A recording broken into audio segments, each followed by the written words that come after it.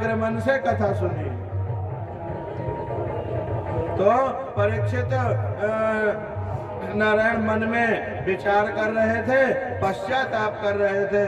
इधर श्रृंगी ऋषि के पुत्र जो है नारायण, समीक ऋषि के पुत्र श्रृंगी, जो आयु में छोटा था, उसने जब सुना हमारे पिता का राजा ने अपमान किया है, तो नारायण वो अपने पिता के अपमान का बदला लेने के लिए और संसार को ये दिखाने के लिए कि धन बल पद बल इन सबसे ज्यादा जो है नारायण तप बल श्रेष्ठ होता है। राजा के हाथ में जब राजगद्दी आती है नारायण, राजा का जब अभिषेक किया जाता है तो राजा के शरीर में 8 लोकपाल आकर के रहने लगते हैं, 8 लोकपाल। इसीलिए राजा सबके द्वारा वंदनीय होते हैं, पूजनीय होते हैं।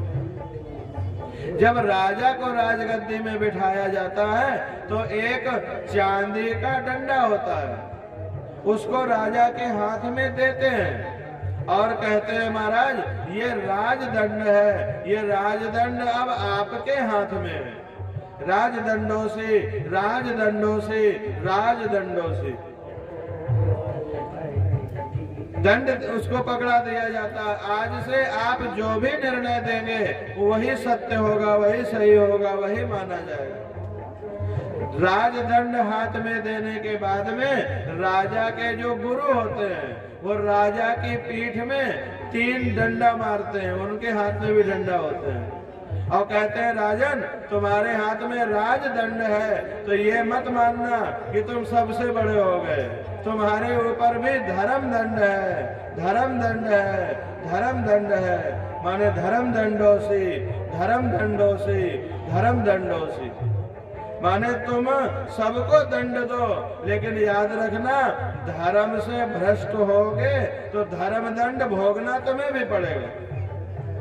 तो राजदंड से भी धर्मदंड बड़ा है, ऐसा कह के नारायण वो बालक तो नदी में कौशिकी नदी के प्रवेश कर गया, हाथ में जल लेके श्राप दे दिया, मेरे पिता को गले में सर्प डाल के अपमान किया है, भयंकर तक्षक नाग के काटने से तुम्हारी 7 दिन बाद मौत हो जाएगी। और इससे संसार के समस्त क्षत्रिय देख ले नारायण, समझ ले। उस बालक ने कहा कि हम तपस्वी लोग जो हैं वो तप बल से ही नारायण जीते हैं, तप बल से चलते हैं, तप बल से श्रेष्ठ और कोई बल नहीं है। एक छोटे से बच्चे ने ऐसा मंत्र पढ़ा नारायण कि जो सम्राट था उसकी मौत तय हो गई। वो तो भगवान की कृपा थी, उन्हें मोक्ष मिला, वो भक्त थे, वो सब अलग बात है। लेकिन उस तप को देखो कि बालक के श्राप से और तीनों लोक का मान पूरे पृथ्वी लोक का जो मालिक है वो परीक्षित नारायण वो शरीर छोड़ने को मजबूर हो, ये तप बल। तो परीक्षित को वो बालक श्राप दे करके अपने पिता से बताया है, पिताजी महाराज परीक्षित आए थे, आपका अपमान किया है, मैंने उन्हें आपके अपमान का बदला दे दिया है। क्या किया? मैंने 7 दिन बाद मरने का श्राप दिया है। समीक ऋषि को तो बहुत कष्ट हुआ क्योंकि वो त्रिकालदर्शी थे नारायण, वो सब जानते थे, उन्हें पता था परीक्षित पांडवों के वंशज हैं, भगवान श्री कृष्ण के भांजे और श्री कृष्ण के शिष्य के पुत्र हैं परीक्षित। तो भगवान का उन पर अत्यंत स्नेह है, भगवान की उन पर अत्यंत कृपा है। वो धर्म पूर्वक राज्य करने वाले हैं। परीक्षित ऐसे सम्राट हुए हैं जो ब्राह्मणों की आज्ञा से पृथ्वी का पालन करते थे। मंत्री उनके जितने थे सब ब्राह्मण थे। जो ब्राह्मणों की आज्ञा से नारायण अपने जीवन का पालन करता है, जो राजा ब्राह्मणों की आज्ञा से, शास्त्र की आज्ञा से अपने राज्य का पालन करता है, राज्य व्यवस्था चलाता है नारायण, वो उन्नति को प्राप्त होता है, उसका इहलोक और परलोक दोनों बनते हैं। परीक्षित के बाद में ऐसे राजा बहुत कम हुए हैं जो ब्राह्मणों के आदेशानुसार राज्य करते हो। समीक ऋषि कहते हैं ये तुमने ये श्राप देकर के राजा को अच्छा नहीं किया। राजा के न रहने पर चोर बढ़ जाएंगे, आतंकवादी बढ़ जाएंगे, दुष्कर्म करने वाले बढ़ जाएंगे। राजा के दंड के भय से जो पापी लोग होते हैं नारायण, वो थोड़ी डरे रहते हैं, पाप नहीं करते। और दंड का बिल्कुल भय ना रह जाए तो सज्जनों के जीना दूभर हो जाए, जीना मुश्किल हो जाए। इसलिए राजतंत्र भी नारायण समाज की व्यवस्था को चलाने के लिए अत्यंत आवश्यक है, अत्यंत उपयोगी है। राजा नहीं रहेगा तो पृथ्वी में उत्प्लव होंगे।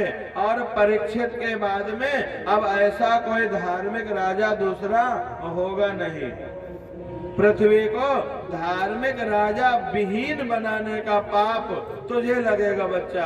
तेरी बुद्धि अभी कच्ची है, तूने तपस्या जरूर कर ली है, तेरे पास तप आ गया है, तेरे पास शक्ति आ गई है, लेकिन बुद्धि अभी कच्ची है। याद रखो, कोई श्रेष्ठ पुरुष अगर कभी कुछ ऐसा करते हुए दिखे भी जो उनके करने योग्य नहीं है तो तुरंत उससे बौखलाना नहीं चाहिए न। उसको समझो ये महापुरुष है, ये श्रेष्ठ पुरुष है, इसके पीछे कोई कारण होगा। इसको हम समझ नहीं सकते, इसको हम जान नहीं सकते, हमारी इतनी बुद्धि नहीं है कि हम इसे समझ पाए। परीक्षित ने जो क्रोध किया, परीक्षित ने जो अपमान किया, वो परीक्षित ने नहीं किया था, परीक्षित के ऊपर जो कलयुग सवार था उसने किया था। परीक्षित के इतने छोटे अपराध के बदले उसे इतना बड़ा दंड नहीं देना चाहिए। तुमने ऐसा करके बिल्कुल उचित नहीं किया है।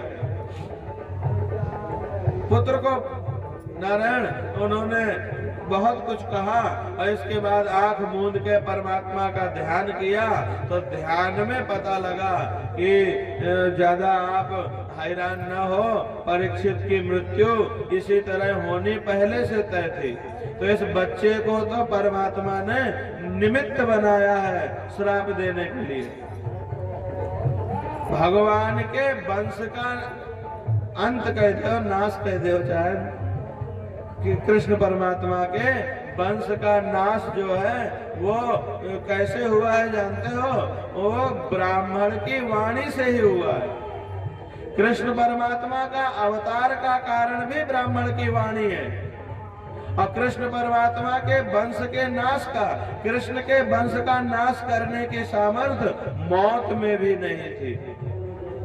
कृष्ण परमात्मा के वंश के बच्चों ने पूरी धरती को जीत लिया था, पाताल तक के 7 लोक जीत लिए थे, स्वर्ग तक के लोग जीत लिए थे। नारायण शंकर जी के कैलाश में लड़ाई करके आए थे, उनको भी हरा के आए थे, इंद्र को हरा करके आए थे, तीनों लोकों में विजय प्राप्त की थी श्री कृष्ण के वंशजों ने। तो श्री कृष्ण के वंश को समाप्त करने की सामर्थ्य मृत्यु में भी नहीं थी। जो काम मृत्यु भी नहीं कर पाई वो काम ब्राह्मण के शब्द से हो गया। दुर्वासा जी के मुंह से भगवान ने श्राप दिलवा दिया और श्राप के प्रभाव से यदुवंशियों का नाश हो गया। अब पांडवों के वंश का भी अंत जो है नारायण, वो परीक्षित का भी नारायण जो अंत है वो ब्राह्मण की ही वाणी से होता है। उसके बाद कुछ पीढ़ियां और चलती रही नारायण, लेकिन परीक्षित को भी श्राप ब्राह्मण मुख से दिलवाया। सो नारायण वो ब्रह्मवाक जो है परीक्षित के मोक्ष का कारण बने हैं और ब्रह्मवाक से ही समस्त द्वारिकावासी भी निर्माण को प्राप्त हुए। परीक्षित के पास समीक ऋषि ने एक ब्रह्मचारी भेजा है, जाकर के बता दो मेरे पुत्र ने श्राप दे दिया है। साधु तो वो है नारायण जो अपमान करने वाले के भी कल्याण चिंतन करते हैं, कल्याण कामना करते हैं। समीक ऋषि को 100% अपने बेटे का अपराध नजर आया है, परीक्षित की गलती नजर नहीं आई उनको। परीक्षित ने क्या किया है ये तो उनके न शब्दों में आया और न विचार में आया।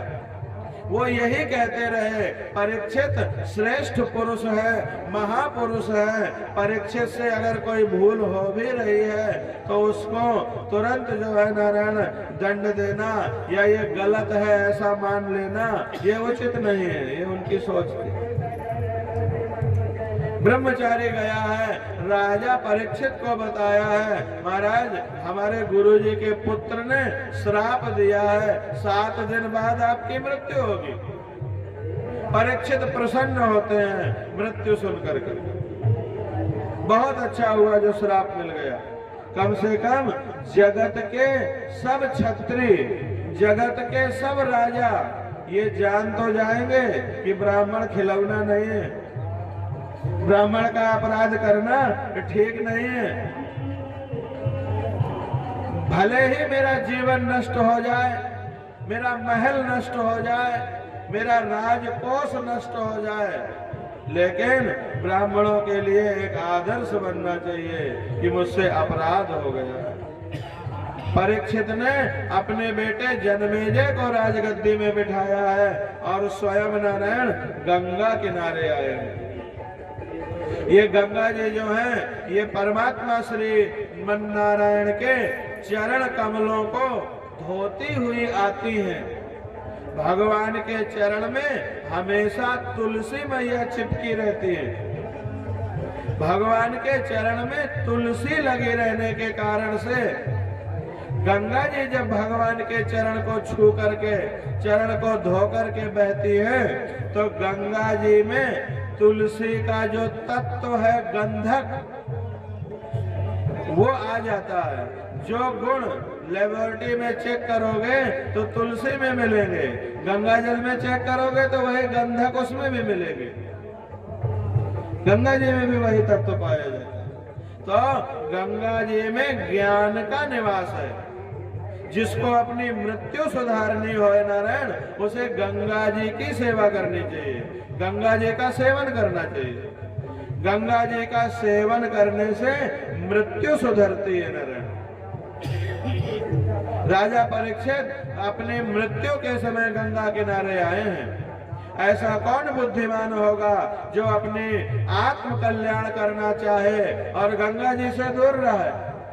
हमारे यहाँ तो ऐसी परंपरा है कि गंगा जी की सेवा करनी चाहिए, गंगा जी का नाम लेना चाहिए, गंगा में स्नान करना चाहिए, मरने से पहले गंगा किनारे रहने लग जाना चाहिए।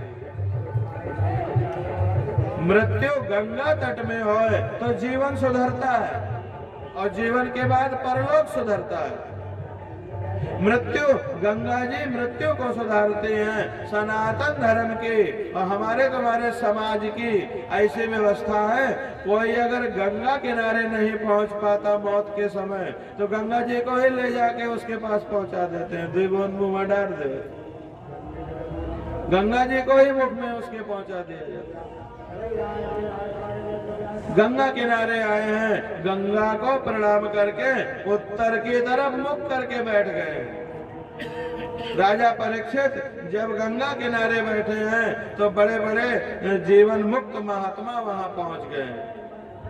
जिसके जीवन में भक्ति है नारायण, जो परमात्मा से प्रेम करता है, उसके अंत काल में संत महापुरुष आया करते हैं, पहुंचा करते हैं। अंत में बहुत सारे संत महात्मा जीवन मुक्त, राज ऋषि, ब्रह्म ऋषि, देव ऋषि, अमलात्मा, विमलात्मा महापुरुष वहां पहुंचे हैं। उनके बीच में ही नारायण, सबके बीच में सुखदेव जी पहुंचे हैं नारायण। सुखदेव जी भगवान नारायण का ही रूप समझ लो, परीक्षित पर कृपा करने के लिए नारायण ही सुख के रूप में वहां पहुंचे। जब सुखदेव जी वहां पहुंचे हैं तो सब महात्मा उठ करके खड़े हुए हैं, क्योंकि सुखदेव जी में परिपूर्ण ब्रह्मनिष्ठा थी। ब्रह्मनिष्ठों का आदर होता है। आयु में सुखदेव भले कम थे, लेकिन ब्रह्मनिष्ठा सुखदेव के सर्वाधिक थी। उठ करके नारायण सबने आदर किया है, सोने के सिंहासन में उनको बिठाया है, उनका पूजन हुआ है। व्यास जी मन में विचार करते हैं, मेरा बेटा कैसा निर्विकार है, मेरा पुत्र भागवत कहेगा और मैं भी भागवत सुनूंगा। राजा के कल्याण के लिए आए हुए सुखदेव जी सुवर्ण सिंहासन पर विराजे हैं। परीक्षित ने आंखें खोली हैं, मेरा उद्धार करने के लिए प्रभु ने इन्हें भेजा है। सुखदेव जी की प्रार्थना की है, मैं अपराधी क्षत्रिय हूँ, अपराधी होने पर भी मेरे ऊपर आपने कृपा की है। ये शाम संस्मरणात् पुंसाम सद्या शुद्ध्यन्ति वैग्रहा। आप तो ऐसे महापुरुष हैं जिनका स्मरण कर लिया जाए नारायण तो ग्रह सुधर जाते हैं, हृदय शुद्ध हो जाता है, घर शुद्ध हो जाता है। जो ग्रह कष्ट देने वाले होते हैं वो अनुकूल फल देने लगते हैं। जिनका स्मरण करने से हृदय और घर दोनों पवित्र हो जाते हैं। किम पुनर्दर्शन स्पर्श पाद शौचासन आदि भी, फिर उनका दर्शन हो जाए नारायण, उनका स्पर्श करने के लिए मिल जाए, उनका चरण धोने के लिए पाद शौचासन आदि भी चरण धोने को मिल जाए, उनके लिए आसन बिछाने को मिल जाए, उन्हें कुछ दान देने को मिल जाए, तो उसके सौभाग्य का तो कहना ही क्या नारायण। सो आप हमारे बीच पधारे हैं, सो पधार करके बड़ी कृपा की है। अहो मैं अपने आप को बड़ा बड़भागी और सौभाग्यशाली मानता हूँ। सौभाग्यशाली इसलिए मानता हूँ कि मेरे ऊपर महापुरुषों की कृपा है। जगत के लोग जो हैं वो कोई चाहते हैं कि किसी बड़े आदमी की कृपा होए तो जरूरत पड़ने पे हमें धन देता रहेगा। कोई चाहते हैं किसी मंत्री नेता की कृपा होए तो हमारा काम चलता रहेगा।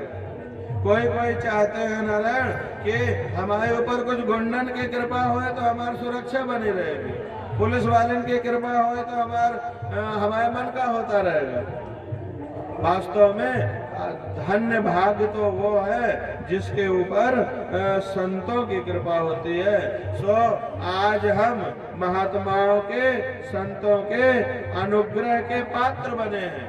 अपराधी क्षत्रिय था मैं, परीक्षित कहते हैं।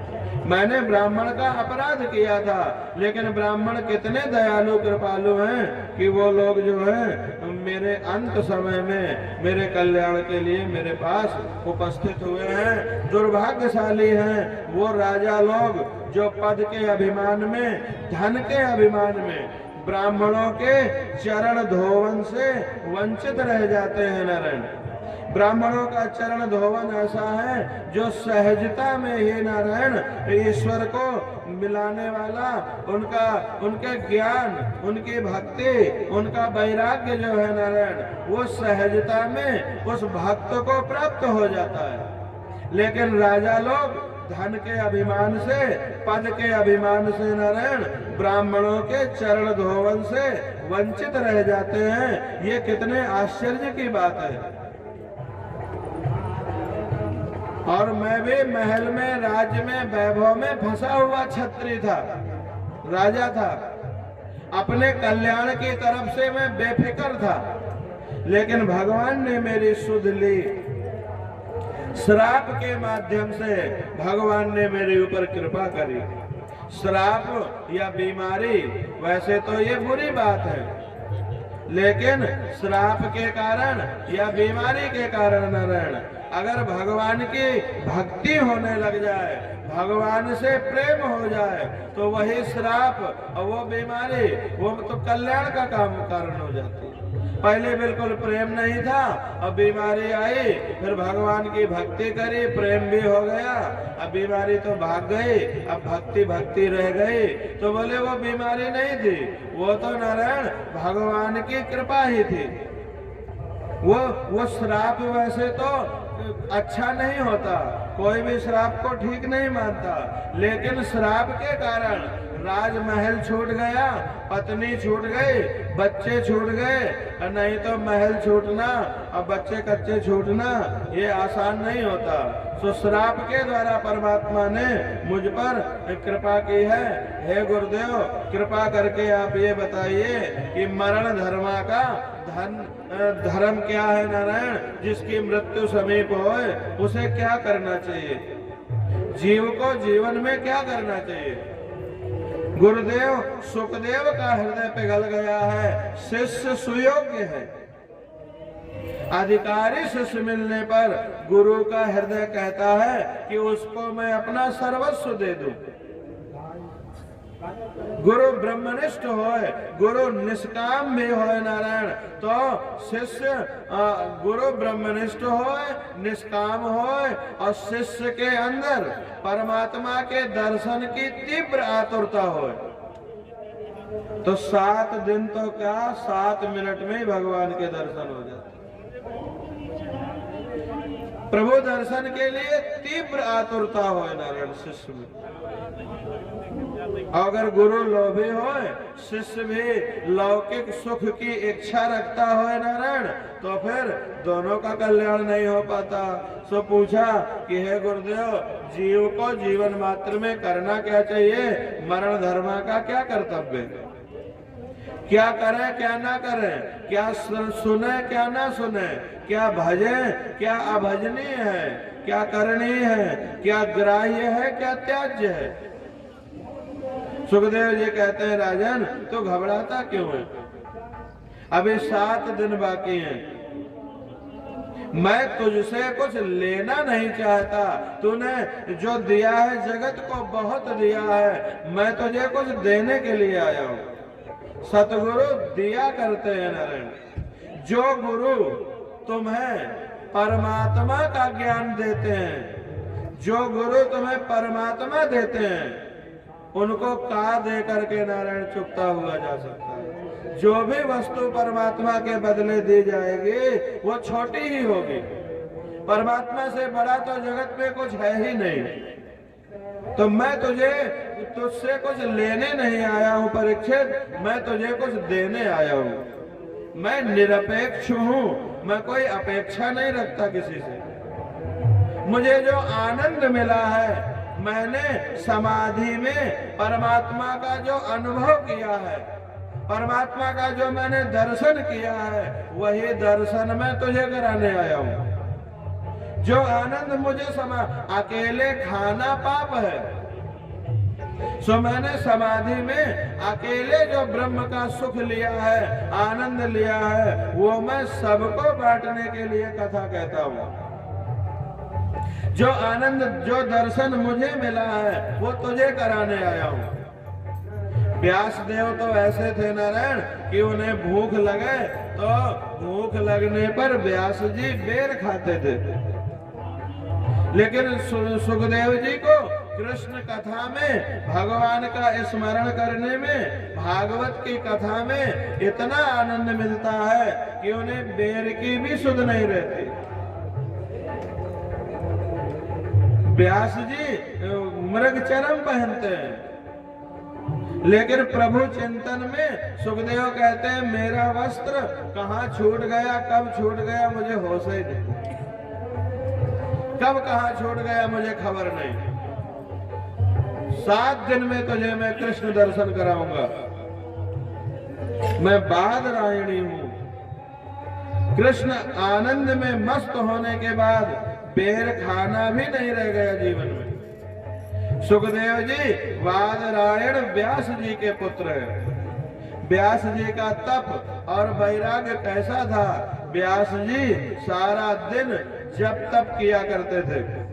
भूख लगने पर नारायण वो एक बार बेर खाते थे, इसी से वो बादरायण कहलाए हैं। बादरायण के पुत्र होने के कारण सुखदेव जी बादरायणी कहलाए। जो समय बीत गया है उसकी चिंता ना करो, उसका स्मरण ना करो राजन। भविष्य का विचार मत करो, वर्तमान देखो, वर्तमान सुधारो, वर्तमान सुधरेगा तभी कल्याण होगा। चिंता न करो, तुम्हारे लिए 7 दिन बाकी रह गए हैं। मेरे नारायण का स्मरण करो, तुम्हारा जीवन उजागर होगा। लौकिक रस के भोगी को परमात्मा का रस नहीं मिलता, भक्ति रस भी नहीं मिलता। जिसने बुराइयों का त्याग किया है नारायण, परमात्मा का रस पाया है, वही रसिक है। जगत का रस बहुत कटु है, प्रेम रस ही मधुर है। जो इंद्रियों के अधीन रहता है उसे काल पकड़ लेता है। जो कोई परमात्मा के अधीन रहता है वो काल से मुक्त होता है, कालातीत होता है। अब नारायण सुखदेव जी ने द्वितीय स्कंद से परीक्षित को उपदेश देना शुरू किया है। 2 बार भगवान नाम संकीर्तन करके प्रथम स्कंद यहाँ पूरा होता है, द्वितीय स्कंद में प्रवेश करेंगे हम लोग।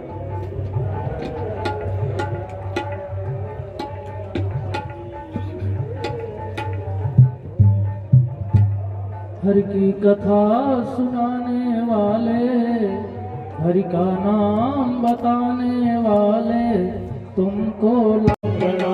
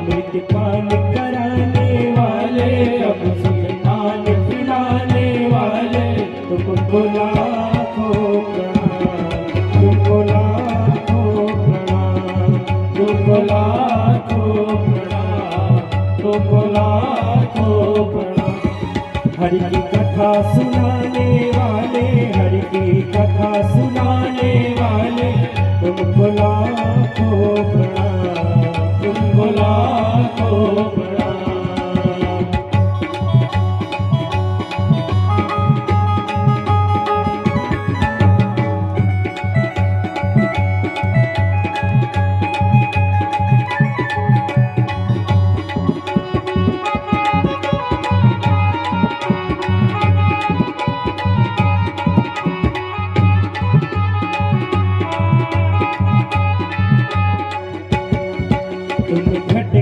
अंतर्यामी हम पतित और अभिमानी, तुम घट घट अंतर्यामी हम पतित और अभिमानी, तुम घट घट अंतर्यामी हम पतित और अभिमानी, तुम घट घट अंतर्यामी हम पतित और अभिमानी। प्रभु दर्शन कराने वाले, हरि का दर्श कराने वाले, तुमको लाखों प्रणाम, तुमको लाखों प्रणाम, तुमको लाखों प्रणाम, तुमको लाखों प्रणाम।